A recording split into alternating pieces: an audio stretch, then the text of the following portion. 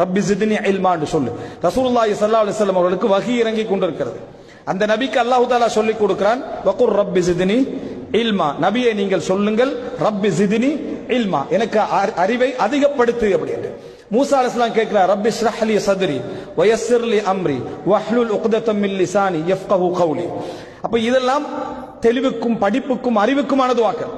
இந்த துஆக்களை பிள்ளைகளுக்கு நாங்க எத்தனை பேருக்கு சொல்லி கொடுத்திருக்கிறோம்? அல்லாஹும்ம இன்னி அஸ்அலுக இல்மன் நாஃபிஆ வ ரிஸ்கன் தய்யிபா வ அமலன் முத்தகப்பலா. இப்படி எத்தனை துஆக்களை நம்ம என்ன செஞ்சிருக்கிறோம்? சொல்லி கொடுத்திருக்கிறோம். எனவே இது போன்ற விடயங்களில் நாங்கள் கூடுதலாக கவனம் நாங்களும் கேட்க வேண்டும். தஹஜ்ஜுடைய நேரங்கள்ல, தொழுகைகள்ல, சுஜூதுகள்ல பிரார்த்தனை தான் வாழ்க்கைன்றதை முதலாவது நம்பணும். பிரார்த்தனை தான் வாழ்க்கை என்பதை முதலாவது நம்ப வேண்டும்.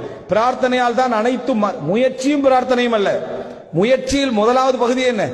பிரார்த்தனைகள் தான், துஆக்கள் தாண்டு குழந்தைகளுடைய விஷயத்தில் அதுவும் இன்றைய காலகட்டத்தில் சூழ்நிலையில விளக்கத்தோட நம்ம அணுக வேண்டியிருக்குது. என்ற சிஸ்டம் எல்லாம் மாறி இருக்கிற ஒரு காலகட்டம். துஆக்களை நிறைய பிள்ளைகளுக்காக, கணவனுக்காக, அதே போல கணவன் மனைவிக்காக, பிள்ளைகள் பெற்றோர்களுக்காக, பெற்றோர்கள் பிள்ளைகளுக்காக நிறைய துஆ செய்ய என்ன செய்யணும்? பழக வேண்டும். அப்படி சொல்லிக் கொடுக்க வேண்டும். இந்த துஆக்கள்ல கூடுதல் கவனம் செலுத்துங்கள். பிள்ளைகளுடைய எதிர்காலத்தையும் பிள்ளைகளுடைய நிகழ்காலத்தையும் மிகவும் கவனத்தில் எடுத்துக்கொண்டவர்கள்.